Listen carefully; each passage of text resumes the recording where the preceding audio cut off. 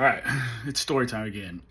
This is a story, it's an Iraq story about the first time, not the first time, I don't know why I always say that, about a time when I was 100% sure that I was gonna fucking die.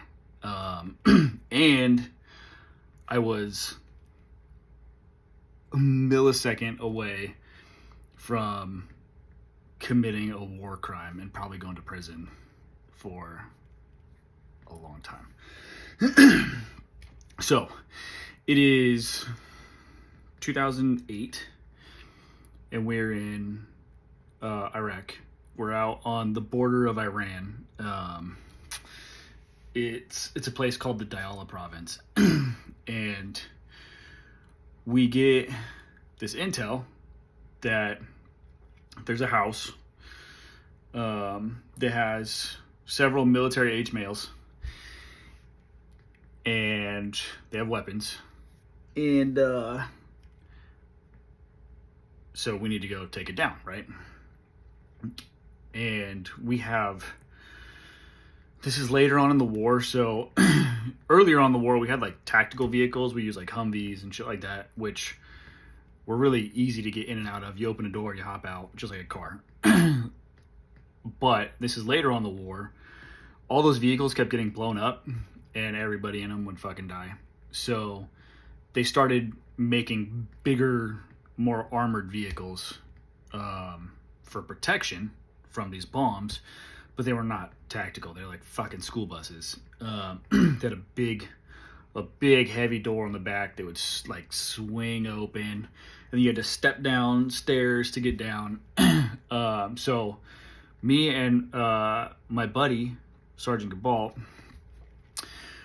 we're like, okay, when we pull up in front of this house, we need to make sure that we hit this as fast as possible, because they're gonna hear us coming, and if we have to crawl out of the back of this fucking school bus, it's gonna take us forever to get out, right? They're immediately gonna have the upper hand, and we're probably gonna take fire. So we're like, let's fucking just ride on the back of it.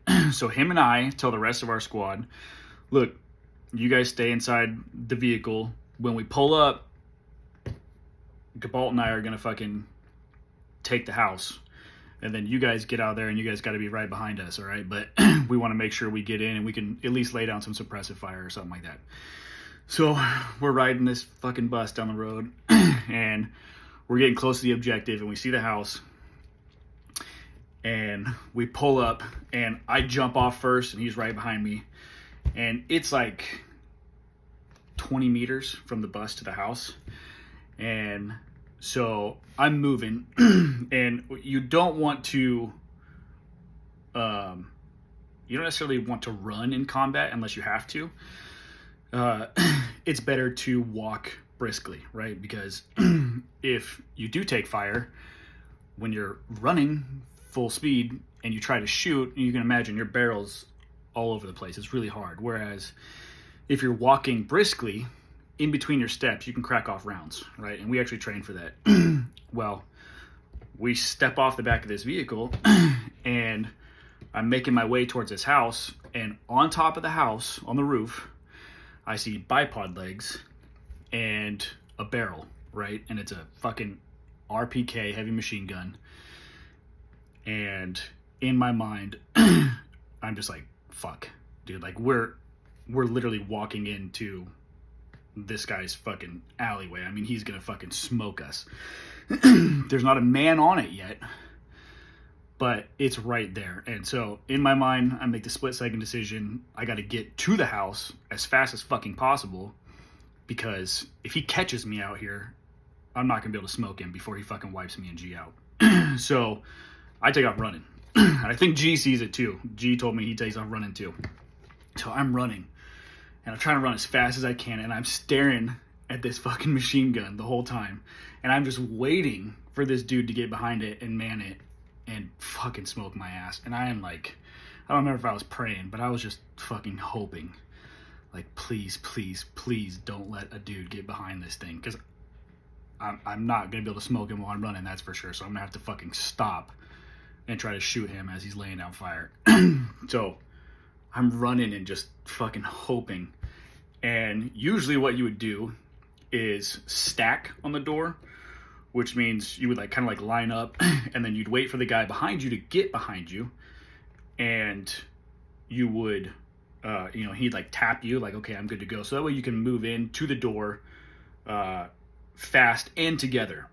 Right? Because when you go in that door, one of you's got to go right and one of you's got to go left, and you want to be as close together as possible.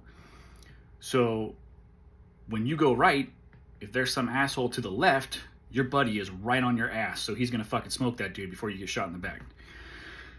But because there's possibly some dickhead up here with a machine gun, and people drop grenades off the roof all the time, I know I've got to get inside that fucking door as fast as possible. So instead, I just run full speed. I don't know if the door's fucking locked or what, and I just put my shoulder into this fucking door and blast it open. And I turn right. And I lift my rifle because there's a dude sitting at the fucking kitchen table right there. And he's got an AK beside him. And in my mind, like, I'm about to kill this dude.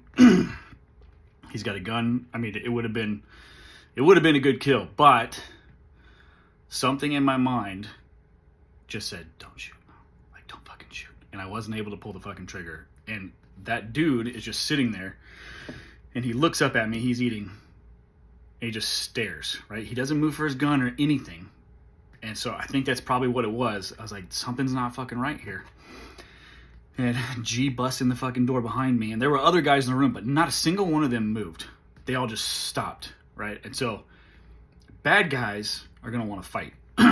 So if any one of them would have made a move, we probably would have smoked all of them. But they just fucking stood still and looked at us like this, like, what the fuck is going on?